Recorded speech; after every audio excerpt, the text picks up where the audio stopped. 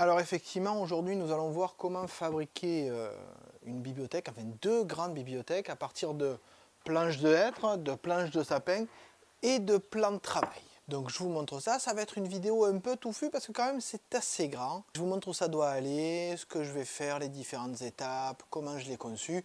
Tout ça, j'espère que ça va vous plaire. En tout cas, ce sera une bibliothèque faite maison et faite avec passion. Ben oui, je l'ai placée dès le début, comme ça c'est fait. Allez, générique.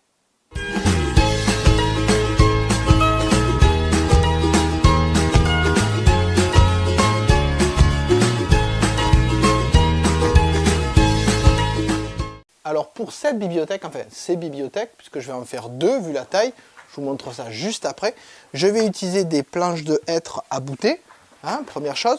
Je vais utiliser aussi des planches de pin, oui parce que c'est pas le même prix les planches de pin, on est à peu près à 30 € la planche de hêtre et 14 € la planche de pin.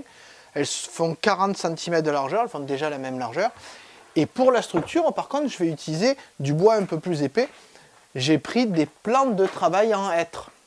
Donc vous le voyez, des plans de travail qui font 26 d'épaisseur, des plans de travail de 2,50 m, puisque la bibliothèque va faire 2,70 m de haut, et des plans de travail de 2 mètres pour faire le bas et le fond des caissons. Donc tout le tour sera fait avec du plan de travail épais, les étagères seront faites avec des planches de 19 mm d'épaisseur. Petit détail, vu que je dois faire une bibliothèque, enfin des bibliothèques, de 40 cm de profondeur et que là il y a 65, je vais utiliser deux planches pour en reconstituer une quatrième, ce qui fait faire des économies comme ça. J'en ai eu que 3 à acheter et non pas 4. Alors du coup, je vais vous montrer où vont aller ces bibliothèques et ce que je vais pouvoir ranger dedans. Allez, on y va.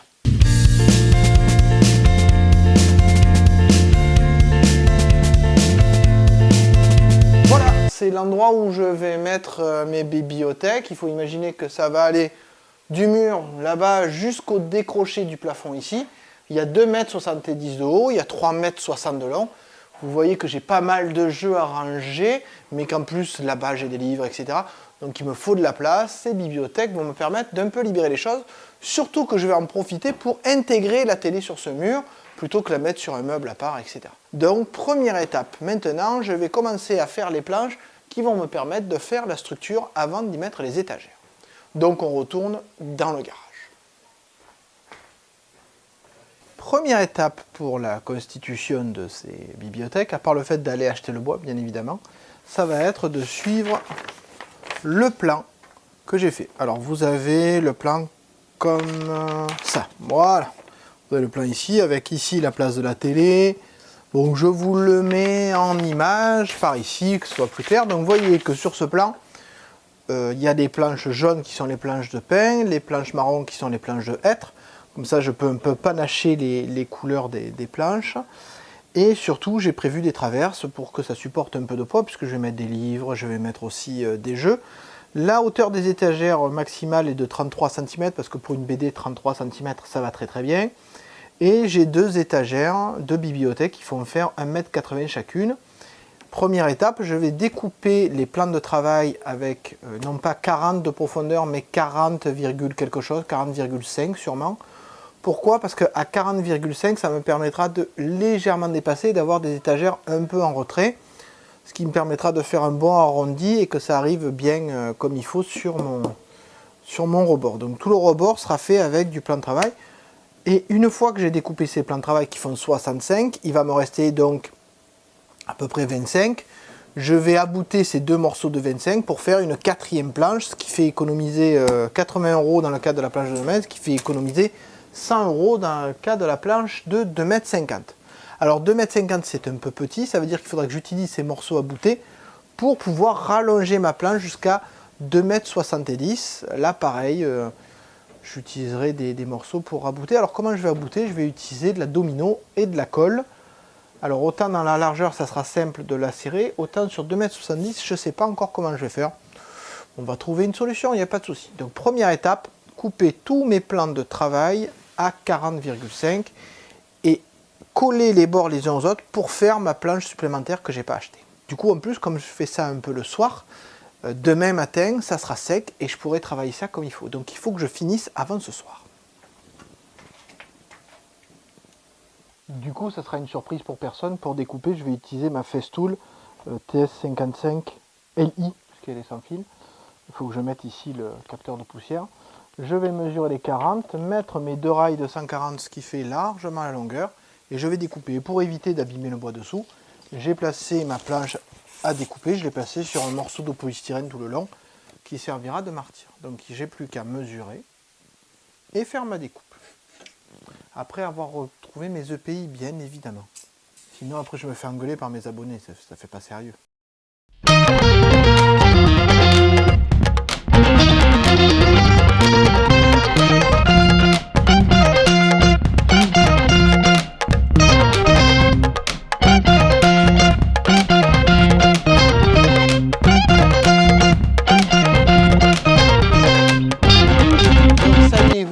Là au fond, voilà, j'ai coupé toutes mes planches.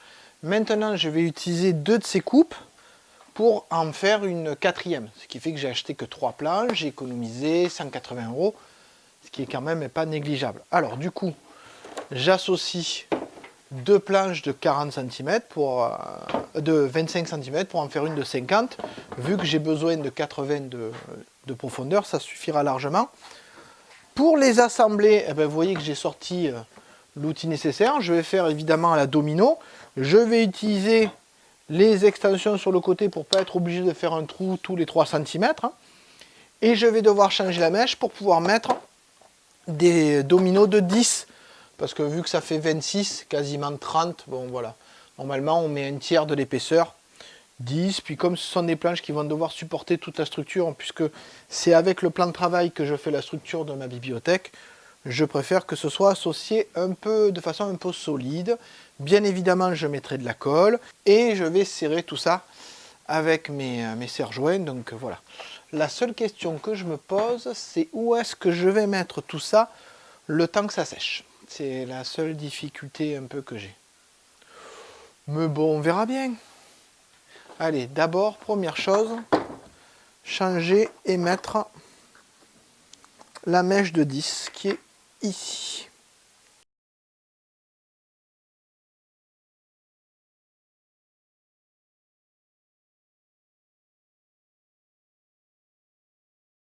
Et toujours avec les dominos, pensez à marquer la surface de référence.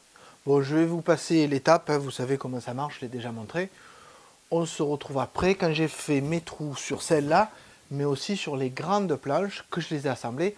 On va voir la découpe des étagères grâce au plan que j'ai fait. Bon, j'en ai quand même pour un moment en plus. Voilà, là j'ai fini le collage d'un seul élément, c'est-à-dire les éléments de 2 mètres. J'ai nettoyé un peu la colle que j'ai utilisée de la Sikaflex qui était très très bien pour les transats extérieurs. En plus, elle a une teinte un peu marron doré, un peu rose comme là. J'ai nettoyé avec un solvant quelconque, de l'alcool isopropylique de mémoire. Mais par contre, le problème, c'est que ça me prend toute ma table de montage. Donc, je ne vais pas pouvoir monter les deux en même temps. Du coup, pendant ce temps, je vais essayer de faire autre chose et de découper mes planches. Parce que sinon, ça avance pas. Mais voilà, toujours est-il que, vous voyez, j'ai à nouveau une planche là. Comme si j'en avais payé une à 80, un peu plus grande, un peu plus petite, parce que là elle fait que 50 de large. Mais bon, comme j'ai besoin que de 40, c'est pas trop gênant. Bon, je laisse sécher, il y en a au moins pour 3 heures. Et pendant ce temps, je fais le reste pour un peu avancer quand même. Ça y est, j'ai fini toutes mes planches. Vous voyez ici, enfin vous ne le voyez pas, je vous le montrerai. J'ai rallongé les planches qui allaient servir de bord sur la hauteur.